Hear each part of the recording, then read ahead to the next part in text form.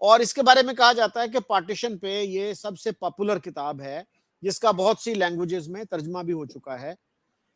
تو اس میں بھی اس کی کچھ ڈیٹیلز موجود ہیں. آپ کے خیال میں کون سی کتاب اس پہ اچھی کتاب ہے؟ اگر میں ریکمینڈ کروں گا آپ کو، واٹس ایپ کر دوں گا، جو ہمارے پاس کتابیں ہیں، بمزئی کی کتابیں وغیرہ کافی لٹریچر ہے موجود ہے، تو میں کئی کتابیں آپ کو ریفلیکٹ کروں یہاں سے بھیجوں گا. لیکن اصل میں یہ ہے کہ یہ دیکھیں نا، یہ جو جب یہاں کی کتابیں جو ہسٹری کی کتابیں اپنی جگہ، جو نیریٹو آپ کو جو میں نے اپنے دادا سے جو سنا ہے، وہ تو ایک آئی وٹنس تھے نا اس سارے چیز کے، جو ہم اپنے بزرگوں سے جو ہم نے سنا ہے. ہمارے بزرگ تو اس کے آئی وٹنس تھے، کیونکہ جو ہمارے سردار چندوسا میں تھے، ان کی عورتیں اور ان کے جو بچے وغیرہ جو جوان تھے، وہ اس وقت ہمارے گھروں میں، ہمارے گھر بھی ان کے اپنے ہی گھر تھے. ہمارا تو بھائی چارہ آج بھی ان کے ساتھ ہے، وہ تو ہمارے بھائی ہی ہیں اس وقت بھی، اللہ کے فضل و کرم سے وہ ہمارے بھائی ہیں.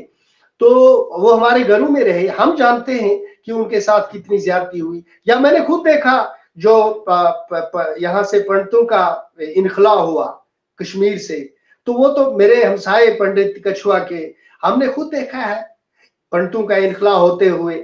پھر جب وہ پنڈت یہاں سے نکال دیے گئے یا نکالے گئے، کیسے نکلے، کیوں نکلے، اگر کشمیر میں ملیٹنسی نہ ہوتی، یہ دہشت گردی یا ٹیررزم نہ ہوتا، تو کشمیری پنڈت گھر چھوڑ کے کیوں بھاگتا؟ کون اپنا گھر چھوڑ کے بھاگتا ہے اور پھر آ کر کیمپو میں رہتا ہے، اور جہاں سانپ بھی ہو، جہاں بچھو بھی ہو، پینے کا پانی نہ ہو، ایک کمرے میں 10 بندے زندگی بسر کریں، 4 5 5 6 سال، کوئی تصور نہیں کر سکتا.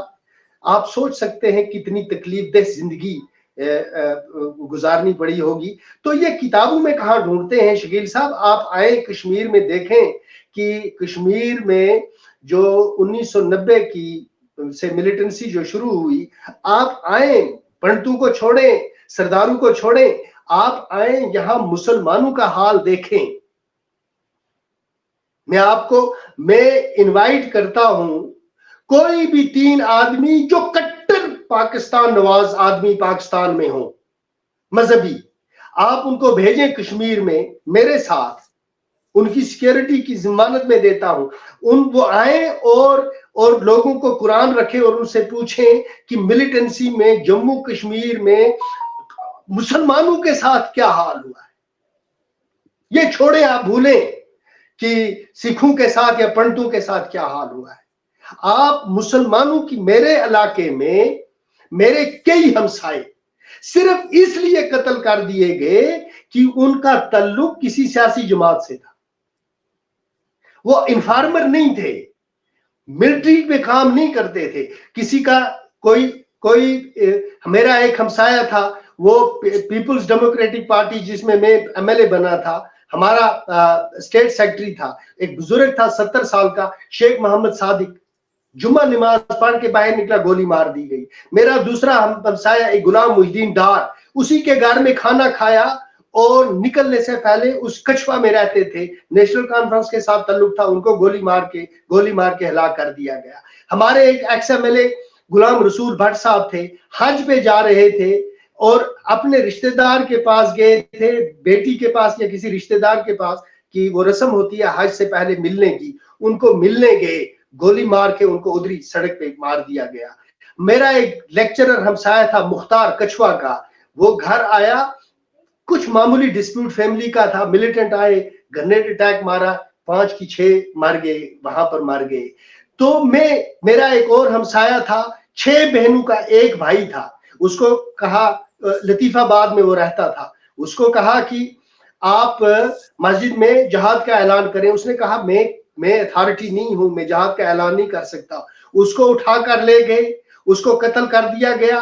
مرگزار میں اس کو دفنانے نہیں دیا، کسی کو لاش اس کی اٹھانے نہیں دی. پھر ان 6 بہنوں نے اور اس کے بوڑھے باپ نے، جو اس وقت بھی 70 سال کا تھا، انہوں نے کچھ رشتہ داروں کی مدد سے لاش اٹھائی، گھر لے گئے اور جنگل میں خفیہ طریقے سے ایک کھڈا کھود میں اس کو دفنایا گیا.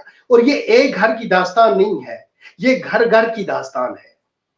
کئی صرف اس لیے لوگ مار دیے گئے کہ ملیٹنٹ کے ہاتھ میں بندوق تھی اور اس کئی ایسے لوگ مارے گئے جن کی خوبصورت لڑکیاں تھی, باپ نے رشتہ نہیں دیا, باپ کا قتل ہو گیا اور بیٹی کے ساتھ نکاح کر دیا گیا. تو اس طرح کے حالات بھی ہم نے جموں کشمیر میں دیکھے ہیں. تو یہ ہماری بدقسمت. دیکھیں میں ایک سیاسی ورکر ہوں. میرا سیاسی ورکر ہونے کا مطلب یہ نہیں ہے کہ میں صرف الیکشن جیتنے کے لیے جھوٹ بولوں, اللہ کو ناراض کروں. میں یہ کہتا ہوں کہ میں الیکشن جیتوں ہاروں یہ معنی نہیں رکھتا.